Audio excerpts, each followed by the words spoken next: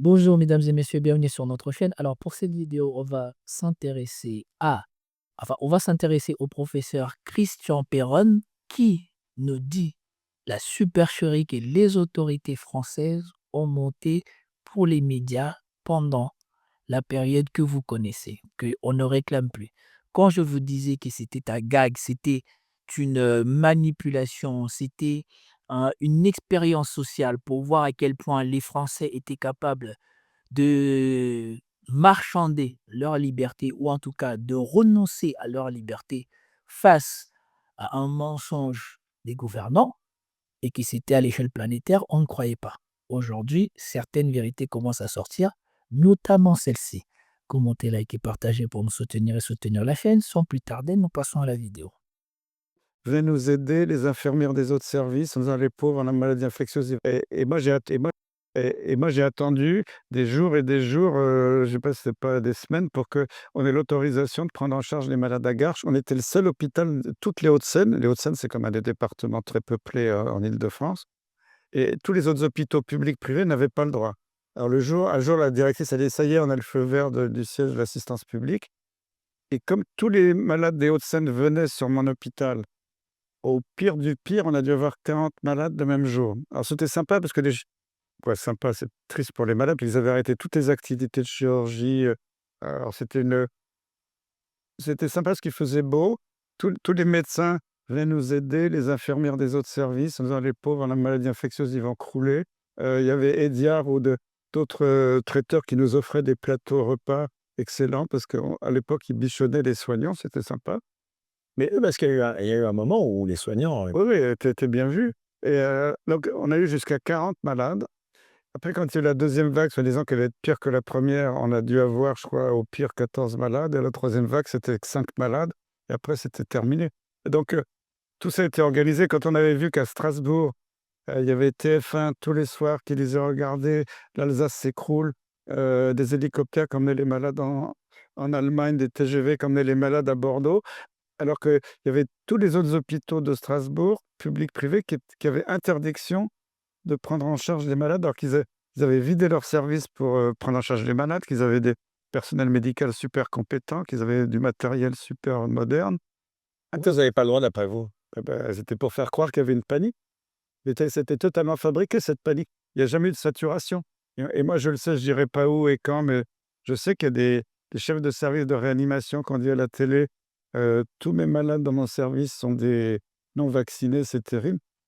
Moi je le sais, j'en ai eu la preuve, j'ai pas pu dire parce que c'est la personne qui a eu les preuves, c'était pas de façon tout à fait légale, mais enfin, pour ça que j'ai pas voulu la mettre dans l'embarras. Mais en fait, tous les malades dans les salles de réanimation étaient des vaccinés. Les vaccinés faisaient des formes beaucoup plus sévères et sont beaucoup plus morts que les non vaccinés. Ah. Donc voilà. Donc tout ça, c'était organisé pour ça. Bon, avant tout, remercions Télé Liberté. Avant tout, remercions Télé Liberté pour cette séquence. Après, remercions le professeur pour cet instant de vérité. Parce que pendant le Covid, quand j'ai dit que la masculinité, la responsabilité des hommes et de beaucoup de femmes en France était mise à l'épreuve et surtout ça montrait à quel point on était dans une société de moutons, les gens ne m'ont pas cru. Les gens m'ont insulté. À la base, à l'époque, je faisais du contenu autrement. Parce que moi, j'ai vécu le Covid au Cameroun. Au Cameroun, il n'y a pas eu de confinement. Et au Cameroun, les gens, on jouait au foot, on faisait d'autres activités. Et les gens appelaient ça une maladie de blanc. Et la plupart des gens qui faisaient des formes sévères et qui sont décédés de ça sont des gens qui avaient les moyens et surtout qui voyageaient en Europe. C'est plus souvent eux qui ont fait des formes sévères et qui en sont morts.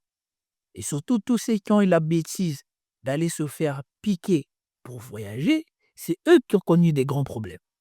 Et donc, maintenant, décortiquons petit à petit ce qui s'est passé ici. Parce que c'est révélateur de ce qu'on vous a toujours dit ici. Quand on vous dit que ces gouvernements sont prêts à tout pour vous arracher votre liberté, pour vous contrôler, vous ne croyez pas. Et effectivement, ici, on vous le démontre avec des pincettes ce qui vous est présenté dans les chaînes de télé mainstream. Et c'est pour cela que eux, ils tiennent absolument à contrôler l'audiovisuel. C'est pour cela, eux, ils tiennent absolument à contrôler YouTube, à contrôler tout ce qui diffuse l'information. Parce qu'aujourd'hui, on vous montre l'information avec à peu près 5 ans de retard et toutes les décisions qui ont été prises par Emmanuel Macron, comme par hasard, il les a prises en Conseil de sécurité. On sait que le Conseil de sécurité, il ne l'a pas mise en place pour le bien des Français, mais pour que ce qui est dit là-dedans n'engage pas la responsabilité du gouvernement. Et tout ce qu'on est en train de vous dire là, bah, même si c'est vrai, on ne pourra pas engager la responsabilité du gouvernement pour vous avoir menti, pour avoir causé les décès de Français, pour avoir tout mis ces supercheries en place. Mais surtout, le plus décevant de tout ça, c'est surtout moi, c'est que je m'étonne jusqu'à aujourd'hui, c'est que vous, les Français, sachant les informations que toute la terre disposait, toute la terre entière disposait, même nous-mêmes, et que même l'évidence même montrait que les enfants étaient les personnes les moins concernées par le Covid, vous avez accepté que vos enfants vivent ce qu'ils ont vécu pendant le Covid. Ça, c'est juste impardonnable. Et ça montre votre soumission à l'autorité et à quel point vous n'êtes plus des individus autonomes. Vous vous vantez tout le temps de votre liberté ou quoi que ce soit. Vous n'êtes plus libre. Vous faites ce qu'on vous dit. Voilà pourquoi Tocqueville avait dit: je ne crains pas le suffrage universel, les gens voteront comme on le leur dit. Et c'est exactement ce qui se passe depuis des années, particulièrement en Europe. Et partout en Europe où ça ne se passe pas comme ça, ils font le nécessaire pour que les politiciens qu'ils contrôlent font à ce que les choses se passent comme ils le veulent. En France, Sarkozy s'est arrangé pour que le traité de Lisbonne soit accepté par la France au détriment du vote des Français. En Roumanie, on a fait annuler les élections. En Allemagne, on menaçait d'annuler les élections si c'était le parti de la femme là qui gagnait. Là, et aux États-Unis, chance, ils n'ont jamais été comme les Européens. Et surtout là-bas, la liberté individuelle est encore plus respectée qu'en Europe.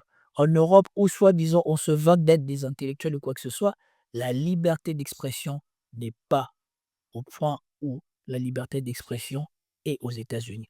Aux États-Unis, les racistes, les nazis, les qui tu veux, ont le droit de s'exprimer comme tout le monde. Et tout le monde a le droit de savoir que ces gens-là existent.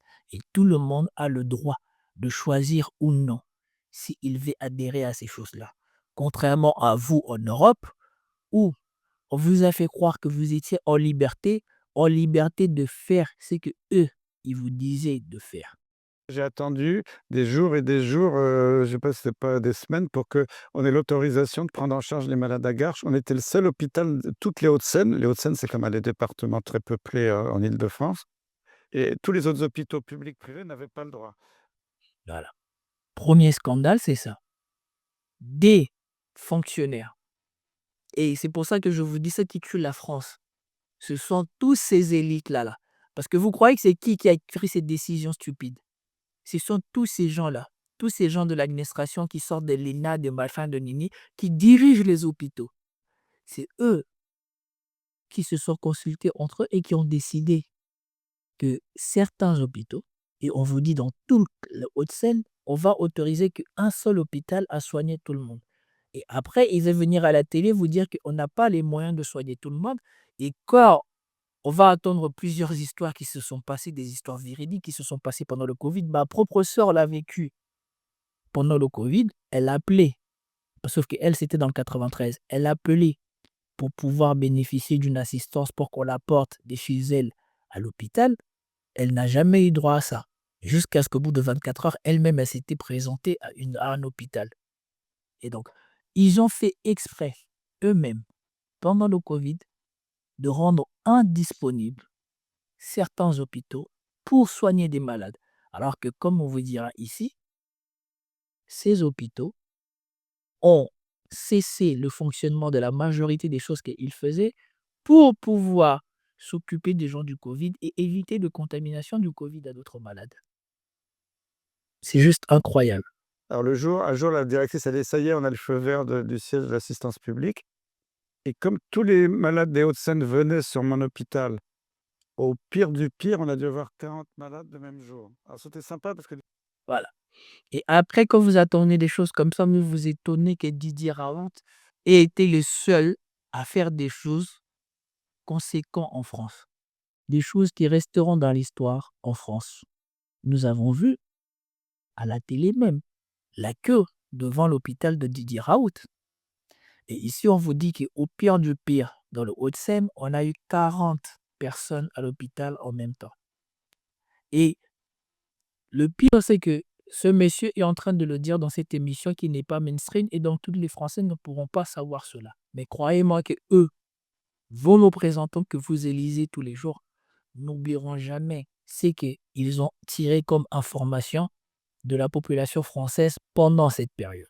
De votre capacité à jeter par la fenêtre toutes vos libertés, toutes vos convictions, au détriment même de vos propres enfants, quand eux vous mentent assez bien à la télé. Et en voyant cela, j'espère que vous prenez conscience de tous ces médias mainstream, du rôle qu'ils jouent dans votre manipulation. quoi, sympa, c'est triste pour les malades, ils avaient arrêté toutes les activités de chirurgie. Alors c'était sympa parce qu'il faisait beau. Tous les médecins venaient nous aider, les infirmières des autres services, en disant: «Les pauvres, on a une maladie infectieuse, ils vont crouler». Il y avait Ediard ou d'autres traiteurs qui nous offraient des plateaux repas excellents parce qu'à l'époque, ils bichonnaient les soignants, c'était sympa. Mais Oui, parce qu'il y a eu un moment où les soignants, oui, oui, tu bien vu.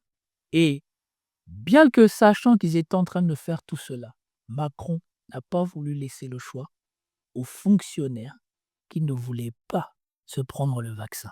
Et jusqu'à aujourd'hui, je ne sais même pas si on a levé la suspension et si on a rétroactivement payé tous ces fonctionnaires-là. Alors que c'est l'une des premières choses, l'une des premières mesures que Donald Trump a pris. Mais le fait qu'on ait vu aux États-Unis que Donald Trump fasse ça, ça n'a ému personne. Pour tous ces fonctionnaires, tous ces gens qui n'avaient pas le choix et qui se sont retrouvés dans des difficultés financières que beaucoup ne connaîtront jamais. Bien évidemment, on a appris que parmi eux-mêmes, des gens de l'élite, ces administrateurs, il y en a beaucoup qui n'étaient pas vaccinés. Est-ce qu'eux, ils y étaient virés? Est-ce qu'eux, ils ont perdu leur moyen de subsistance? Non. Et une fois de plus encore, toute la France s'en fout parce que les médias, au lieu de dire que non, si Trump le fait pour les États-Unis, au minimum, nous devrions le faire au vu des preuves que l'on voit aujourd'hui. Mais il n'en est rien. J'espère que tous ces gens-là vont traîner l'État français en justice et demander dédommagement des préjudices qu'ils ont subis parce que les faits leur donnent raison. Les vaccins n'ont jamais arrêté ni la transmission ni la contamination. Et quand on attend la réalité de ceux qui étaient hospitalisés et de ceux qui faisaient les cas graves, c'est encore pire pour les décisions de celui que je crois qu'il devrait arrêter sa carrière politique et s'enfermer. Véran. Et donc on a eu jusqu'à 40 malades. Après, quand il y a eu la deuxième vague, soi-disant qu'elle allait être pire que la première, on a dû avoir, je crois, au pire 14 malades. Et la troisième vague, c'était 5 malades. Et après, c'était terminé. Et donc, tout ça a été organisé. Quand on avait vu qu'à Strasbourg, il y avait TF1 tous les soirs qui disait: «Regardez, l'Alsace s'écroule», des hélicoptères qui emmenaient les malades en Allemagne, des TGV qui emmenaient les malades à Bordeaux. Alors qu'il y avait tous les autres hôpitaux de Strasbourg, publics, privés, qui avaient interdiction de prendre en charge les malades, alors ils avaient vidé leurs services pour prendre en charge les malades, qu'ils avaient des personnels médicaux super compétents, qu'ils avaient du matériel super moderne. pourquoi vous avez ça le droit d'après vous? Même au pire endroit où ils ont dit qu'il s'est passé le pire en France, on vous dit que c'était de la supercherie. On vous dit qu'ils ont volontairement demandé aux autres hôpitaux, aux autres médecins de ne pas soigner les gens. Vous vous rendez compte? Et après, on veut vous faire croire que ces gens-là ne réfléchissent pas que pour leur intérêt, pour garder le pouvoir et pour vous manipuler. Eh ben, c'était pour faire croire qu'il y avait une panique.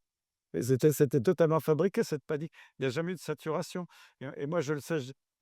Voilà pourquoi Macron se croit toujours tout permis en France. C'est parce que c'est lui qui a été à la tête de la France pendant cette manipulation. Il a vu de quoi la politique, ou en tout cas de quoi les autorités publiques étaient capables d'obtenir de sa population avec la peur. Voilà pourquoi Macron n'arrête pas d'agiter tous les jours le spectre d'une guerre avec Moscou ou alors une menace russe, parce qu'il sait que ça imprime dans la société. Il sait que bien qu'il y ait une partie qui ne s'informe plus par la télé, il y a une grande partie de la population, particulièrement ceux qui sont en train de rentrer dans leur âge de vulnérabilité, les vieux, qui ne s'informent que par la télé mainstream. TF1, France 2, BFM, CNews, et à ceux-là, si on leur fait suffisamment peur, quel est leur premier réflexe? De rechercher la sécurité. Et qui offre cette sécurité? Devinez qui? Celui qui dit que nous allons nous opposer, nous allons faire face. Je dirais pas où et quand, mais je sais qu'il y a des chefs de service de réanimation qui ont dit à la télé, «Tous mes malades dans mon service sont des non vaccinés, c'est terrible». Moi, je le sais, j'en ai eu la preuve, j'ai pas pu dire parce que c'est la personne qui a eu les preuves, c'était pas de façon tout à fait légale, mais enfin, pour ça que j'ai pas voulu le mettre dans l'embarras. Mais en fait, tous les malades dans les salles de réanimation étaient des vaccinés. Les vaccinés faisaient des formes beaucoup plus sévères et sont beaucoup plus morts que les non vaccinés. Donc voilà. Donc c'était tout ça, c'était organisé pour quoi? Voilà. Voilà donc le bilan du Covid 5 ans après. Le Covid était une expérience sociale et non une pandémie. Une expérience sociale qui consistait à voir dans ces temps modernes où on a appris à tout le monde la liberté d'expression, la liberté de je ne sais pas quoi, si on est capable de revenir sur toutes ces libertés qu'on a données à ces gens pour les amener à faire ce que l'on attend d'eux. Et l'expérience a été particulièrement réussie en Europe. Aux États-Unis, un peu moins, puisqu'il y a les États, et les États, le gouverneur a le dernier mot, et le gouverneur ne peut pas vraiment se comporter comme le président. Cependant, en Europe, ça a été une formidable réussite. Et comme vous le voyez, en France, encore plus. Et donc, aujourd'hui, vous avez la raison pour laquelle l'Afrique n'a pas plongé avec le Covid. C'était une maladie normale qui pouvait se soigner normalement. C'est une maladie qui se transmet facilement, mais qui se soigne. Et surtout quand on permet aux médecins de le soigner. C'était tout pour cette vidéo. J'espère que vous avez apprécié. Si vous avez apprécié, commentez, likez, partagez. Et je vous dis à plus tard. Peace out.